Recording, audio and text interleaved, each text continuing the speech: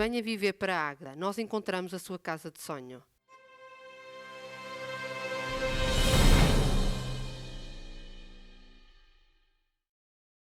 Boa noite, saudações iniciais aos nossos comentadores residentes e a si que nos vê e ouve no Facebook e no YouTube, ou que só nos ouve no Spotify. Dr. Paulo Matos, boa noite. Que assunto de abertura nos traz nesta 6ª edição da Tribuna Soberana? Boa noite, Jorge, boa noite, Gil, boa noite às pessoas que nos ouvem e veem. Eu volto a insistir no mesmo assunto com que costumo abrir estes programas. Em primeiro lugar, para fazer um elogio ao programa, porque eu acho que o programa tem tido alguma adesão, sobretudo por fazer aqui a voz dos que não têm tido voz relativamente a um poder político em Águeda que está demasiado concentracionário, faz uma gestão demasiado casuística, tem tido pouco contraditório e nós fazemos esse contraditório. Portanto, ao contrário do que algumas pessoas dizem que o nosso programa não tem contraditório e que falamos, enfim, a uma só voz, isso não é verdade. Eu tenho uma determinada opinião, o Gil tem outras opiniões e respondemos também às questões que nos são colocadas. Mas eu coloco aqui o acento tónico na falta de estratégia municipal da autarquia relativamente a este combate à pandemia do Covid, porque o que se tem assistido é também um problema que tem acontecido aqui no nosso programa, é que o programa acontece às quartas-feiras e nos dias seguintes são tomadas medidas relativamente a coisas que nós dissemos aqui, nomeadamente o apoio às juntas de freguesia. Quer dizer, eu vi que de repente nós... enfim, já os vereadores tinham falado em a necessidade de apoiar as juntas de freguesia e, nomeadamente, houve um vereador do PSD que foi acusado de estar a fazer prova de vida com determinadas propostas que fez. Acho isso errado, essa postura, como acho errada a postura do poder andar sempre a reboque daquilo que vai sendo dito, ou nos jornais, ou através aqui até do nosso programa. Portanto, fico contente que tenha havido um reforço do apoio às juntas de freguesia em 50.000 euros. Já quanto à mensagem que está a passar de que são 50.000 euros que acrescem aos 80.000 que já tinham sido concedidos, eu penso que os 80.000 resultam de transferências correntes que já, ao abrigo de protocolos, já seriam feitos naturalmente para as juntas, independentemente do Covid. Penso eu. E, portanto, estamos a falar de um reforço de 50.000 euros que é pouco, apesar de ser positivo e que temos que elogiar, considero que é pouco porque a gestão continua a ser casuística, as juntas de freguesia têm feito ou fizeram muitas compras de material de apoio e de proteção individual num tempo em que ele era muito caro e parece que a Câmara não apoiou nessa altura e, portanto, está a apoiar agora numa altura em que o material está mais barato, porque, naturalmente, há mais quantidade e, portanto, o apoio vem e é bem-vindo, mas vem atrasado. E, portanto, eu queria deixar aqui esta nota e também deixar o repto aos poderes, quer a Câmara, quer as freguesias, para que comecem a traçar uma estratégia de futuro, não é? O pós-Covid, porque nós agora vamos entrar numa nova fase. Uma coisa foi conduzir a gestão da pandemia e ajudar quem tinha que ser ajudado. Agora, é preciso uma estratégia de futuro.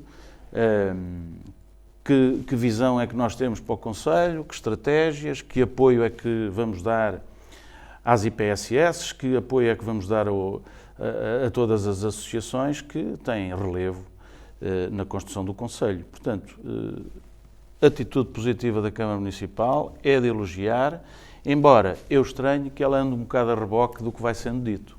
Dr. Gil Tavares, boa noite. Qual é o seu tema? Boa noite, Jorge. Boa noite, seus ouvintes. Boa noite, Paulo.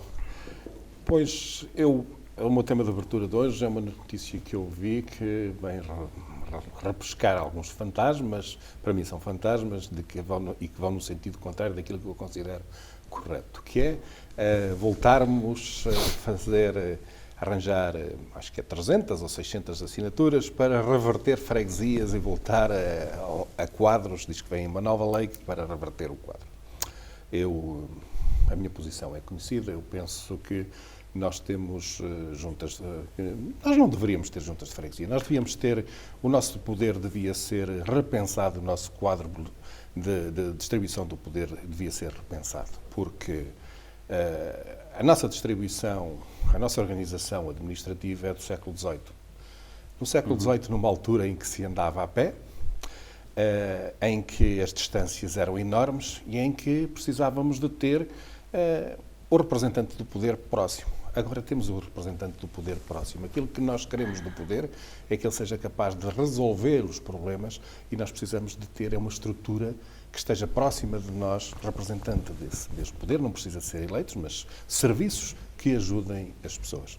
E aquilo que nós temos neste momento, os telefones, os telemóveis, etc., que nos podem pôr em contacto com o poder e ajudar a resolver os problemas. Isso depois, Gil, isso depois vai troncar na regionalização e noutros temas. Exatamente. Também um dia teremos que abordar aqui. Penso que tu és a favor da regionalização. Não, eu sou contra a regionalização. Contra? Nós somos... Então, a seu tempo. Eu acho que nós somos muito poucos, nós somos 10 milhões de habitantes e 10 milhões de habitantes temos mas acabar com as freguesias pode ser uma forma de recentrar o poder demasiado. Há esse perigo. Nós podemos ser criativos, nós não temos de seguir os modelos que outros seguiram. Nós temos de olhar, ver a realidade que temos e ir mais longe aproveitando aquilo que é a realidade do século XXI. Nós não temos de estar agarrados ao século XVIII, porque quando se fala em acabar as juntas de freguesia, tem muitas pessoas que dizem logo, mas não, a junta de freguesia não, é muito está mais útil. Próximo. Exato. É uma estrutura de poder mais próxima. Mas a pergunta que eu faço é, olha, quando foi a última vez que lá foi? E geralmente tem um silêncio muito grande, porque foi há muito tempo, ou mesmo nunca foram à junta de freguesia, nunca necessitaram. Mas quem é que não foi A pessoa que me interpela e que é contra, porque nunca pensou, porque estamos habituados e dá-nos um certo conforto e, portanto, eu acho que nós temos de repensar as nossas organizações e aquilo que fazemos, adaptar aos tempos modernos e criar formas de nos comunicar e de colocar as coisas a funcionarem com menos burocracia. Isto não quer dizer um afastamento do poder, vamos ver, pode ser do poder eleito, mas não é um afastamento das organizações, porque eu acho que os serviços devem lá continuar e até serem reforçados, porque eu entendo que Mas tu és a favor da diminuição do número de freguesias, sim, ainda sim, mais? Sim. Acho que não faz sentido. Nós temos... Não faz... não têm... E não pode temos haver eleitos... uma redefinição de alguns concelhos também. Sim, há conselhos, mas há alguma conselhos, fusão até. Há concelhos que são menores do que muitas freguesias do Conselho de Águeda. Okay? Portanto, e não faz sentido. Nós termos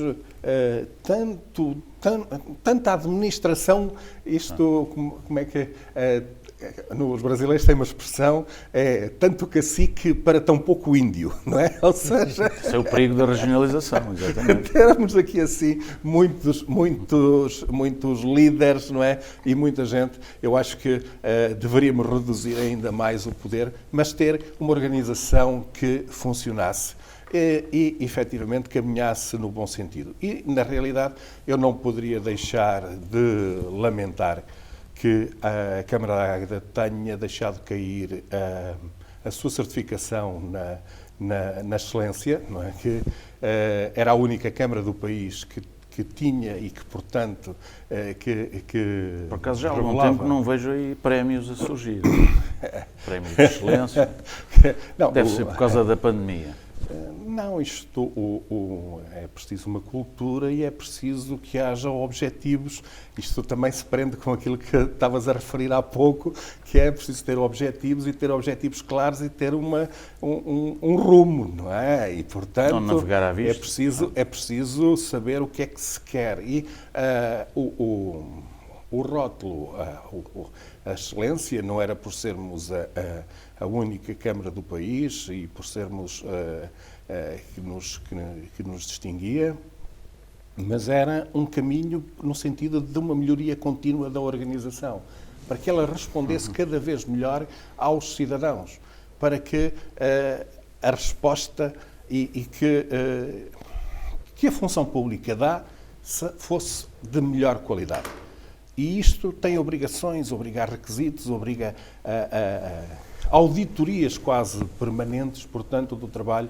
E eu lamento, portanto, que tenha caído, porque vi, deixou de constar dos documentos oficiais que saem do município e já passou mais de 2 anos, portanto, e devia ter sido renovado e não tive notícia disso. Mas deixou cair ou pura e simplesmente abdicou desse desígnio? Deixou cair, precisa pedir a renovação. Ou seja, isto é daqueles sistemas voluntários que se aderem como sistema da qualidade. Uma empresa adere ao sistema. E a Câmara, por exemplo, está certificada no sistema da qualidade. Mas todos os anos tem de pedir uma certificação. Na excelência, mas isso foi uma opção ou é um esquecimento? Isso pode ter sido um esquecimento. Não estou a ver esta Câmara deixar de lutar pela excelência, não é? Esta ou outras câmaras que venham. E pode ser uma questão burocrática, não sei. Para ter tirado dos documentos, eu penso que é preciso mais do que só uma questão burocrática. É preciso ter deixado cair mesmo, portanto, esse galardão, esse desígnio. Porque isto não dá mais nada do que prestígio, para dizer a verdade, não é? Mas corresponde efetivamente a um trabalho que há dentro da organização. E, portanto, que corresponde a algo que fazia parte de um passado da qual me orgulho de ter feito parte. É um dado novo que aqui fica. Chegámos a maio, chegámos também ao fim do estado de emergência decretado pelos nossos governantes em consequência do novo coronavírus. Escolas, creches e comércio preparam-se para reabrir portas. Dr. Paulo Matos, analisando a situação, parece-lhe bem? Bem, toda a gente opina sobre estas matérias e vamos lá ver. Nós temos que ter a humildade de perceber 2 coisas. Uma, não somos especialistas e hoje os especialistas têm muito peso, nomeadamente os cientistas, porque isto é uma matéria de saúde e de saúde pública e que requer alguns conhecimentos que nós não temos.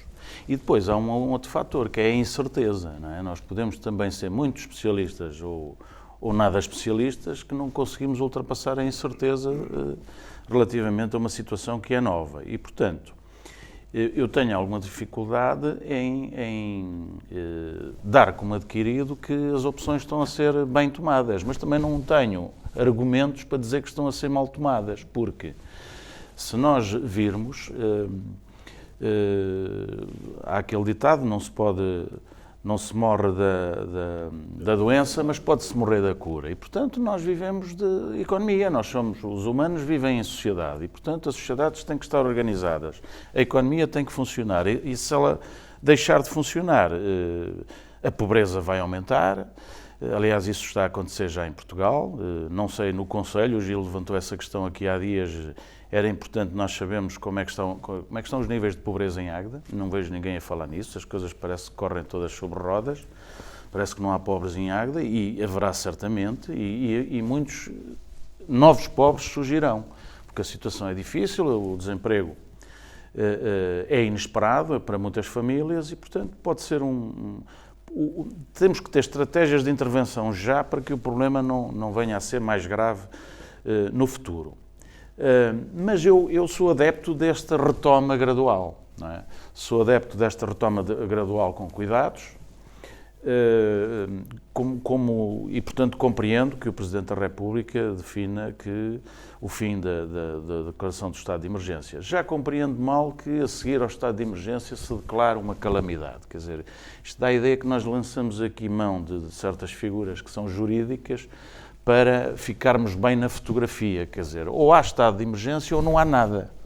Porque esta coisa da calamidade não permitirá restrição de direitos às pessoas, Mas isso os governos têm que ter capacidade para resolver esse problema e têm que gerir a situação tal como ela se apresenta. E, portanto, eu penso que, não vou dizer como ao PCP que a calamidade é para meter medo às pessoas, porque acho que o medo também é generalizado e está instalado, mas acho que uma retoma gradual, quem diz as escolas, eu também era adepto que as universidades também regressassem paulatinamente, embora a maior parte dos reitores tenha deliberado ou decidido que as aulas vão ser à distância até ao final do semestre, na maior parte das universidades.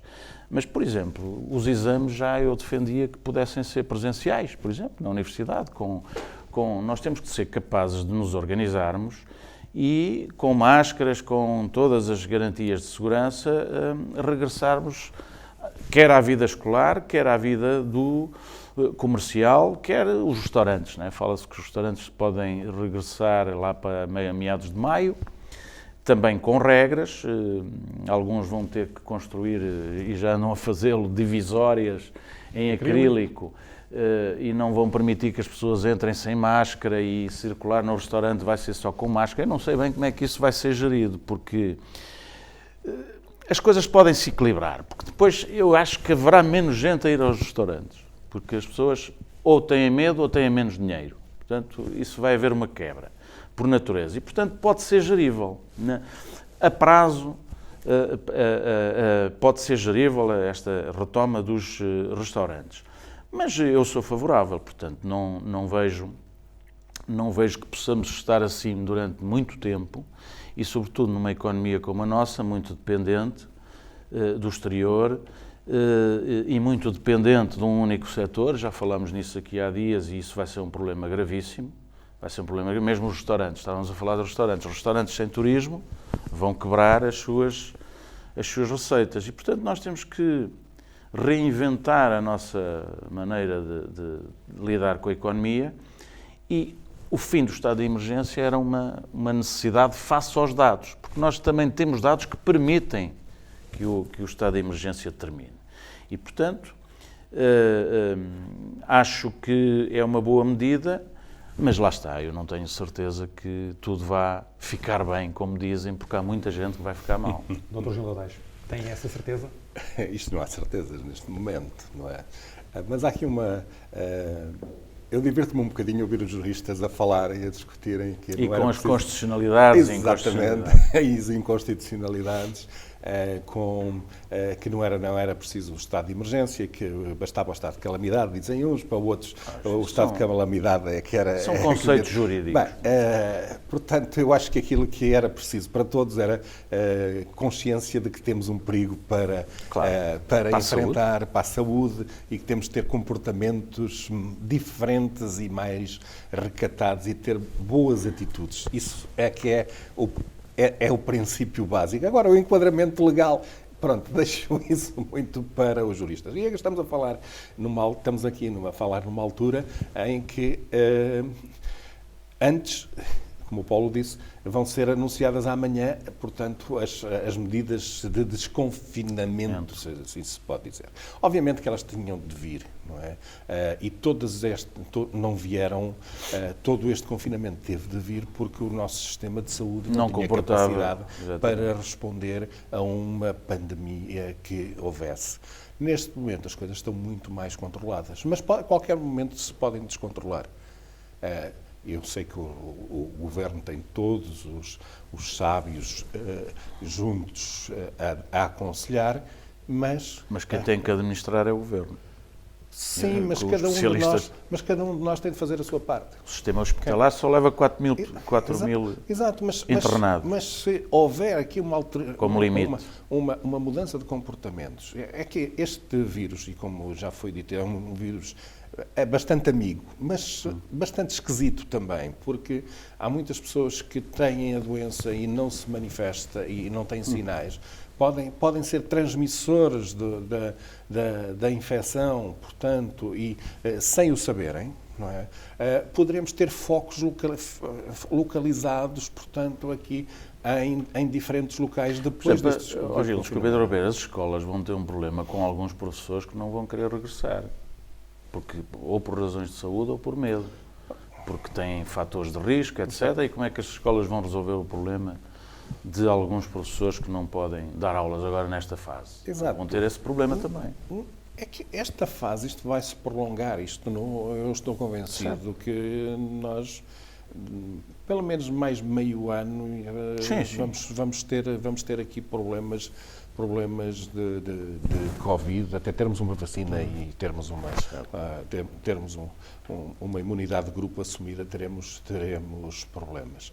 Agora, isto teremos aos poucos de retomar a atividade, mas lembremos-nos também que há muita gente que está a trabalhar neste momento. Há muitos setores que estão parados, mas há muita gente que está a trabalhar. Eu tive de ir, passei pelo Porto de Leixões e vi, felizmente, muitos caminhões a levarem muito material para o Porto. Quer dizer que a economia funciona e tem de funcionar alguma coisa.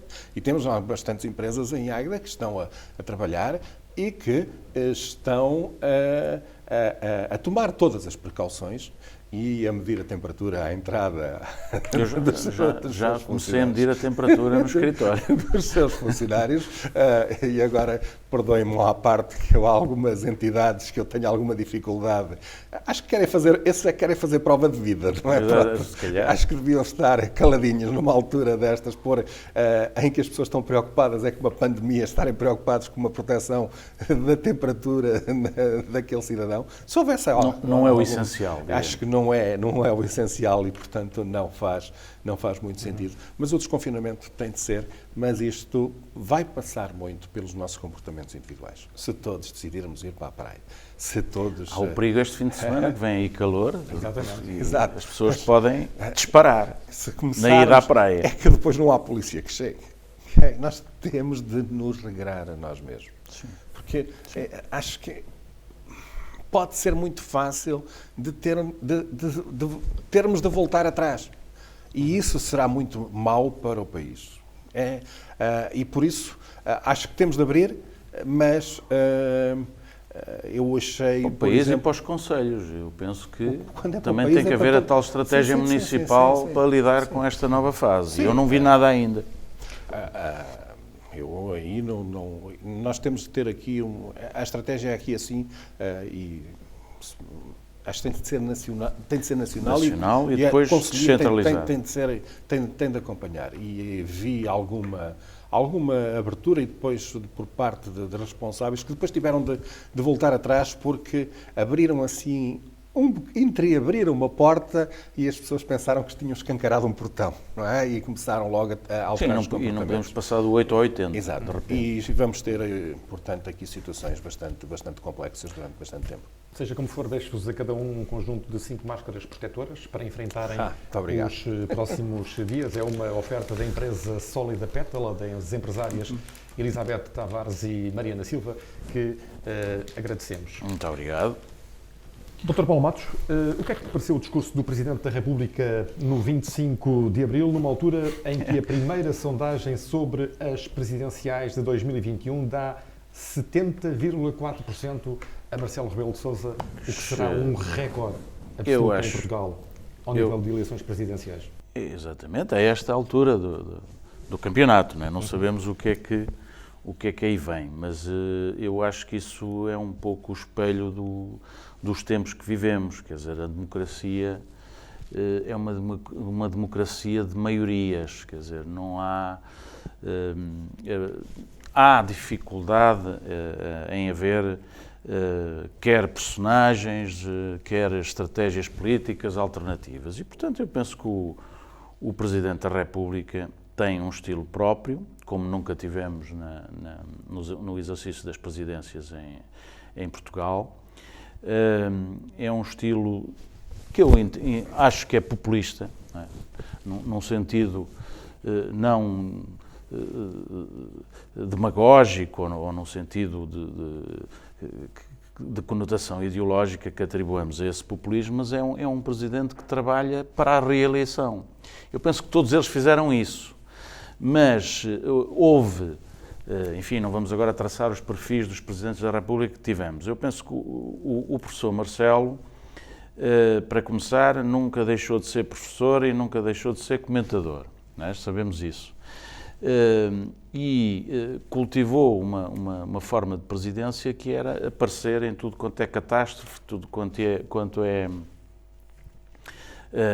desgraça que acontece na vida política em Portugal e, sobretudo agora, está numa postura que, do meu ponto de vista, só faz discursos que agradem ao seu potencial eleitorado para ter a tal maioria vastíssima que se avizinha. Não sei se, de facto, isso não se vai reverter com outras candidaturas que possam surgir no terreno. A esquerda está a mudar de estratégia, o PCP, o Bloco de Esquerda, mesmo os grupos políticos que nasceram, não sei se terão também os seus candidatos presidenciais e podem desmobilizar algum eleitorado. Mas o discurso do Presidente da República, para mim, como toda a sessão, já poderemos falar nisso, mas toda a sessão comemorativa do 25 de Abril foi, do meu ponto de vista, cumprir calendário. Quer dizer, não aconteceu nada de novo, nem no discurso do Presidente da República, nem nos discursos das várias forças partidárias. E em Águeda também foi assim, na sua ótica? E do meu ponto de vista, e podemos fazer a ponte já com a Assembleia Municipal de Águeda, foi também uma inexistência, quer dizer, eu dei comigo a ouvir, pelo respeito que tenho por todos e que é muito, os membros da Assembleia e o Presidente da Assembleia e o Presidente da Câmara, a fazer discursos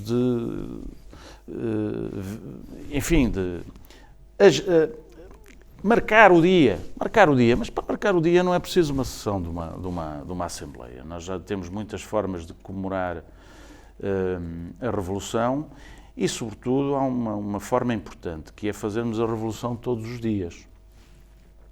E, portanto, o Presidente da República, que era aí que estávamos, depois podemos passar à parte municipal, o Presidente da República foi comemorar o 25 de Abril dizendo as razões porque estavam a comemorar o 25 de Abril e que eram porque sim. Quer dizer, não houve... Eu não consegui extrair uma novidade. E quando acho que era a altura de políticos de grande responsabilidade começarem a definir também ao nível nacional e, sobretudo, ao nível nacional, qual é a estratégia para o país. Um país que vai ter a economia outra vez em déficit, se não tarda muito, e aliás penso que já está a caminho disso, tem que definir que planos devem ser gizados para o futuro. E o Presidente da República tentou agradar àquela margem de população que achou que o 25 de Abril, nem que estivéssemos no pico da pandemia, tinha que ser celebrado à força na Assembleia da República, entrando um bocadinho em contradição, como no outro programa nós aqui dissemos, em contradição com aquilo que é exigido às pessoas, mas foi um discurso para agradar, um discurso popular, no sentido de dizer coisas óbvias. Não é? Quem é que está contra hoje o 25 de Abril? Quer dizer, quem é que vai para uma sessão dizer que é contra a democracia? Ninguém. Mas depois, na prática, a democracia tem algumas deficiências e atualmente cada vez mais, e nós temos que pensar um bocado nisso, não é? Para o futuro. Mas é sempre melhor ouvir Marcelo do que Bolsonaro ou Trump? Isso também é mal demais. Isso é comparar o Rocio com a Petesga. Não façamos essas comparações. Eu recuso-me completamente a fazer essas comparações. Eu acho que o nosso Presidente da República tem craveira intelectual, é uma pessoa inteligentíssima, não é? Acho que não o conhecemos verdadeiramente ainda como Presidente da República. Eu sou suspeito, gosto muito dele, sempre gostei, mas neste momento... Porque verdadeiramente os Presidentes da República conhecem-se no segundo mandato. Porque quando eles são eleitos para o primeiro mandato, eles querem fazer sempre o segundo. E, portanto, este está a preparar o segundo. Exatamente, só que este com mais um pequeno pormenor. Este quer ultrapassar a fasquia do Mário Soares. ok? E como quer ultrapassar, que é 60 ficar na história, por quer isso. ficar na história, quer ir para o livro do Guinness, ok? E pronto, quer pôr lá que ele ultrapassou a fasquia dos 60, acho que o Mário Soares teve 64%. Não acreditas naquela candidatura da Ana Gomes no PS? Não? Eu acredito que são que Ana Gomes e outras Eu acho que era candidaturas... útil. Não porque gosto dela, que não gosto, mas... São úteis essas candidaturas e vão, Mas acho que era útil. estão convencidos. Mas, fazendo fé, eu estou convencido que o Partido Socialista irá apoiar Marcelo Rebelo de Sousa, ou então dizer que não apoia nenhum candidato. É isto Sim. que eu penso que irá acontecer relativamente ao PS, porque a coabitação tem funcionado Tem bem. funcionado. E não vejo grandes razões. E a Ana Gomes... embora tenha razão, e eu subscrevo muitas das coisas, muitas das posições que ela divulga, não é? Mas é alguém também bastante radical e, portanto, de uma ala muito... mais à esquerda do muito Partido esquerda, Socialista. muito esquerda do Partido Socialista. Mas é não preciso que haja mais candidaturas, É preciso. porque isto está a entrar num regime quase da ditadura da democracia. Não é? A democracia é o contrário da ditadura, mas quer dizer, não há... Há um unanimismo, quer nacional, quer local, já vamos falar disso. Nós precisamos do contraditório. Okay? Agora, eu entendo que o Presidente da República não tem de ser oposição ao Governo. Claro que não. Okay? Devem trabalhar sempre que possível em coordenação. Só que, neste momento, e conhecendo aquilo que o Marcelo Rebelo de Sousa, enquanto colunista de jornal E comentador fazia, não temos... Pode ter alguma na manga. Está muito moderado e está a fazer um bom papel, mas eu acho que chegar primeiro do que os bombeiros a um acidente também é um bocadinho demais. Não, é? E também há Acho aqui que é um exagero, pormenor, não é? Gil, há aqui um pormenor, é que o Presidente só teve catástrofes para gerir. E nestas alturas de catástrofes as pessoas não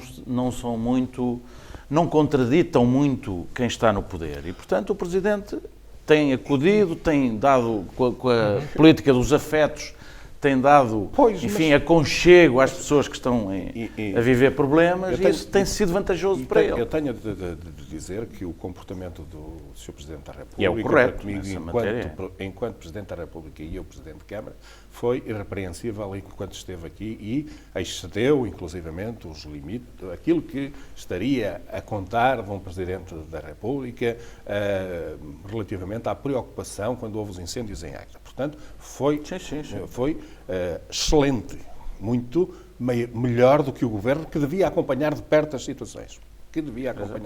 Mas entendo também que chegar primeiro que os bombeiros é um bocadinho demais, não é?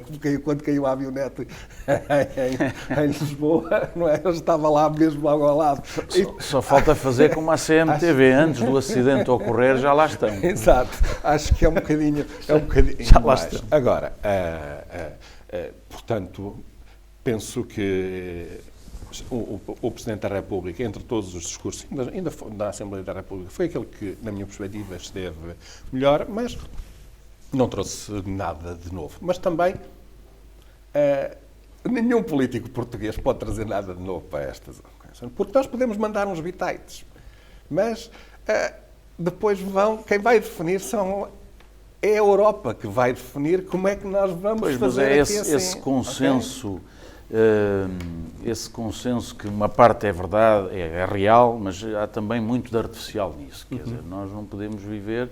Abdicamos da nossa individualidade, da nossa soberania, de uma série de valores que nós temos que cultivar. Quer dizer, é certo que as decisões são todas tomadas a nível supranacional. Mas nós temos que ter rumo, desígnio, estratégia, certo. E é isso que eu não vejo nos políticos portugueses neste momento. Mas nós não temos... E tenho dificuldade em... Nós não temos...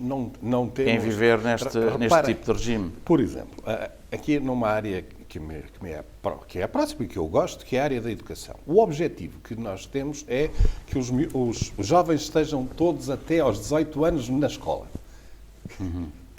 Reparem, não é que obtenham determinado grau de educação, é que estejam na escola. Estão a ver? Claro. Isto é redutor. Okay? Bem, já é alguma coisa. Não, mas devíamos ter, não, é o 11º ou o 12º ano, ou temos aqui percentagens e percentagens para irmos obter, para ir procurar objetivos mensuráveis com que pudéssemos lutar por eles. Não é? Porque isto é... E eu já estive nessa função, aqueles discursos redondos, está sempre tudo bem, tivemos aqui uns grandes êxitos. Mas não é comparamos... nesse discurso que nós estamos. E é nesses discursos que estamos. Não é? Pronto. Mas isto, enquanto país e enquanto sociedade para melhorar a sua ação, não serve e não ajuda. Temos que avançar. O diferendo que opõe a Câmara de Águeda à Sócia Beiral conheceu um novo episódio. O grupo empresarial de Travanca de Budiosa, de Viseu, avançou com uma ação em tribunal contra a autarquia, como prometeu o seu diretor-geral, Hélio Cardoso, em dezembro passado. Esta semana, um outro quadro da Sócia Beiral, Carlos Santos, alegou segredo de justiça para não responder às questões da soberania. Dr. Paulo Matos, pode estar aqui um problema para o bom nome e para os cofres da autarquia? Não faço ideia, quer dizer, há coisas que eu tenho sempre alguma dificuldade em falar do que não sei. A informação não é clara, os vereadores, ao que sei, perguntam nas reuniões do Executivo e as respostas são muito evasivas, uns chamam-lhe ações, outros chamam-lhe queixas e as coisas são diferentes. Uma coisa é uma queixa-crime, apresentada no Ministério Público, tem um determinado procedimento, outra coisa é uma ação intentada no Tribunal para pedir uma indenização. E eu não sei se é este tipo de ação que a Sócia Beiral intentou, e nomeadamente no Tribunal Administrativo, penso eu, não sei se é este tipo de ação, e, portanto, não há transparência nesta... Não basta pôr lá na informação, o Gil, no tempo em que era Presidente de Câmara, punha nas informações o número do processo, corre este processo contra a Câmara Municipal, mas se nós não soubermos, e se não passar para a comunicação, se a comunicação não escrutinar que tipo de ação é esta, e há maneiras de chegar a essa informação, nós não sabemos se a autarquia pode ter... Ninguém mete ações para brincar aos tribunais e, portanto, eles devem estar a pedir uma indenização à Câmara Municipal, não faço ideia. Agora, o que eu não percebo é porque é que a Câmara Municipal, que sempre se mostrou, e nomeadamente o Sr. Presidente da Câmara, muito confortável relativamente a este assunto, dizendo, inclusive, na Assembleia Municipal, quando foi ofendida por um representante desta empresa, que, ainda que indiretamente, enfim, chamou mentiroso ao Presidente da Câmara e o Presidente da Câmara disse que ia agir judicialmente. Isso foi feito? Não sabemos. Era isso que iríamos colocar em cima da mesa. O Presidente da Câmara, Jorge Almeida, ameaçou de facto agir judicialmente contra o grupo Sócia Beiral, mas até ao momento não é líquido que o tenha feito. Não o fazendo, poderá estar a dar o flanco, como costuma dizer-se, Dr. Gil Nadeiros? Isso já são estratégias de advogado, quer dizer, isso aí... Não sei, vamos ver. Eu tive, como sabem, tive uma participação neste processo. Enquanto Secretário-Geral da ABMOTA? E como cidadão, quando fui à Assembleia... Deixa-me só deixar uma coisa clara. A minha posição sobre processos judiciais que envolvem a política é uma posição política. Portanto, eu não sei contornos do caso concreto, não posso falar. Portanto, do ponto de vista político, acho que era... do interesse de todos saber efetivamente o que se está a passar. É um assunto político, com relevância política. Eu tive, enquanto Secretário-Geral, tive uma reunião com a Sócia Beiral, em que eles expuseram as suas razões e eu expus aquelas que defendia, portanto, e não lhes escondi qual era a minha posição. E posso dizer que recentemente recebi uma mensagem que eu achei estranha, de uma pessoa que eu não identifiquei e que entrei em contacto para saber quem era, e era um dos representantes da empresa Sócia Beiral, e que se manifestava contra a minha posição, porque eu teria impedido ou ajudado ou sido ajudado a impedir a colocação da central de Tão Luminoso. E, na altura, eu esclareci, pronto, que eu nunca os tinha enganado a respeito dessa situação, porque eu sempre, enquanto Presidente de Câmara, e depois disso, sempre defendi que aquele parque empresarial era outro tipo de empresas. E nessa conversa, que não começou de uma forma bastante agradável, como devem compreender, mas que depois esclarecemos claramente a posição de cada um, e eu fiquei também, pelo menos foi-me informado, que tinham colocado um processo em tribunal à Câmara de Águeda, penso eu, a pedir alguma indemnização. Aqui não tenho a certeza, mas disseram que tinham colocado. E de algumas coisas que disseram-se, a terem-se passado, foram graves, não é? Pronto, agora, como se deveria ter passado isto? Um processo nas câmaras, as câmaras devem ser transparentes, não é? E claro, se não tivessem havido compromissos que não deveriam ter havido, a Câmara deveria ter atuado, ok?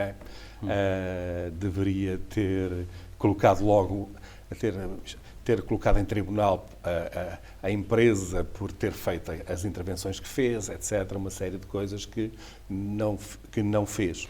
Portanto, há aqui isto é demasiado nebuloso para mim, para estar a tomar uma posição. Acho que... é que ninguém compreenderá que a Câmara não atua relativamente a esta matéria e anda a reboque de uma ação a que tem que responder, tem que contestar, enfim, haverá mecanismos jurídicos também para tomar posição no âmbito da contestação, mas não é a mesma coisa. Uma coisa é quem tomou a iniciativa de meter uma ação. Foi a empresa. Se a empresa coloca a Câmara em tribunal é porque ela sente-se com o direito de alguma coisa. Se a Câmara, ou quem tem responsabilidades na Câmara, não tomou a iniciativa de colocar a empresa em tribunal, claro, é porque se sente, uma expressão clássica, devedor de alguma coisa. E, sobretudo, há aqui um pormenor, quer dizer, um antecedente. A Câmara foi muito rápida em tentar uma ação contra o Manel Farias por causa de uma alegada ofensa, enfim, depois do homem ter pedido desculpa em plena Assembleia Municipal. Portanto, já depois dele ter pedido desculpa, intentaram uma ação. E, para a defesa do interesse público, não metem uma ação contra uma empresa que, alegadamente, fez uma intervenção ilegal num terreno que ainda era do domínio municipal. Ninguém percebe isto, mas talvez um dia mas agora nós estamos a falar de conversar processos e de intervenções. Eu queria voltar um bocadinho atrás à Assembleia Municipal. Eu vi aquilo que foi transcrito, não vi a Assembleia Municipal de 25 de Abril, e vi aquilo que foi escrito na Soberania, e vi as palavras do representante dos Juntos, e vejo a atuação do Sr. Presidente de Câmara. E parece-me que existe ali uma grande divergência entre aquilo que diz o representante Mas quem era esse representante? Eu não vi. João Figueiredo. Aquilo que ele diz na Assembleia e a prática que é tida pela Câmara, nomeadamente com os vereadores da oposição e com outras pessoas, não é? Portanto, eu acho que deveriam, na minha perspectiva, e para bem do Conselho, acertar agulhas no sentido de uma posição comum.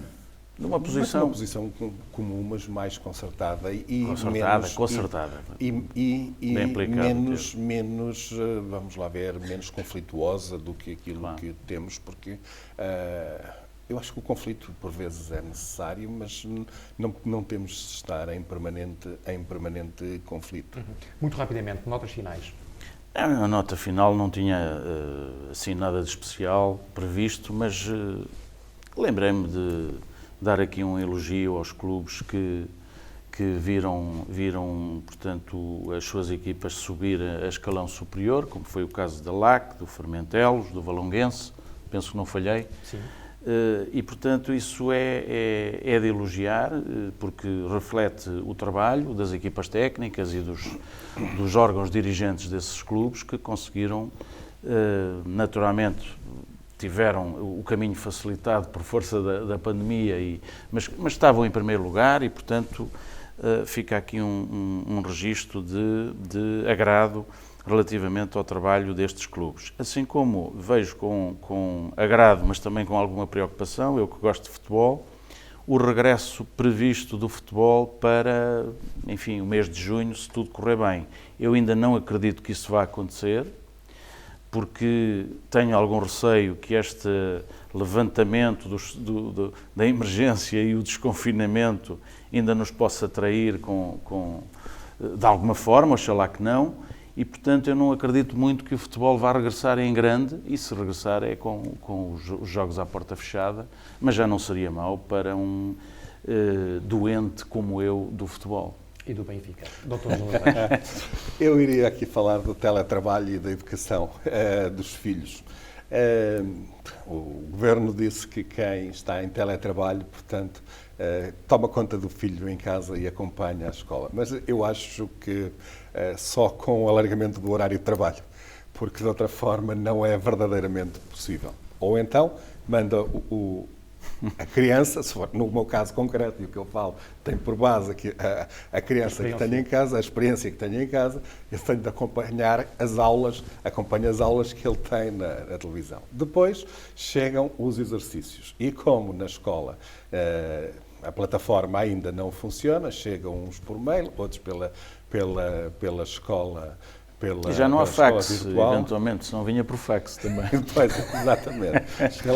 Pela escola virtual e a dificuldade, a dispersão é bastante. Isto só quer dizer que depois para fazer o teletrabalho é telenoite, não é? Portanto, teremos de prolongar o trabalho durante... É uma vida nova, durante a noite. E já agora, eu queria aqui também discordar do Jorge Costa quando diz que a Câmara... No editorial que fez no jornal, que diz que a Câmara, todos... Eu vou deixar esse assunto para outro programa. Pedem todos à Câmara. Eu concordo nessa parte. Aliás, utilizei bastantes vezes, como referes, a frase do Kennedy. Mas eu acho que é um papel que a Câmara não pode perder, que é de coordenação. Exatamente. Completamente de acordo. E esse papel tem sido perdido. No caso concreto, por exemplo, dos computadores, não foi só aquele caso, não é aquele miúdo só que está sem computadores. Existem várias dezenas de miúdos que ainda não têm essa solução, não têm o computador disponível para eles e geralmente isto são sempre os mesmos, são aqueles que têm mais dificuldades para acompanhar.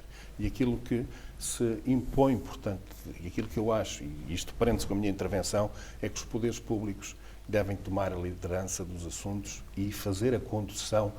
Não têm de fazer tudo, mas devem orientar os caminhos para que outros saibam por onde é que se deve ir e o que é que se deve fazer. Muito bem. Estamos a gravar esta edição da Tribuna Soberana a 29 de abril, 10 anos depois do Governo ter assumido que iria reavaliar o projeto da Autoestradas do Centro, onde se incluía a ligação de Águeda a Aveiro e a duplicação do IC2 entre Oliveira de Azemães e Amealhada. Foi há exatamente uma década e as obras estão por fazer.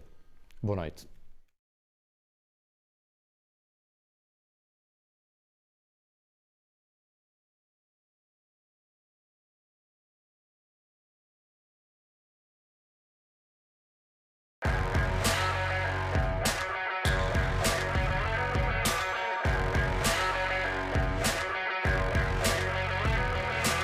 Remax, venha viver para Águeda. Nós encontramos a sua casa de sonho.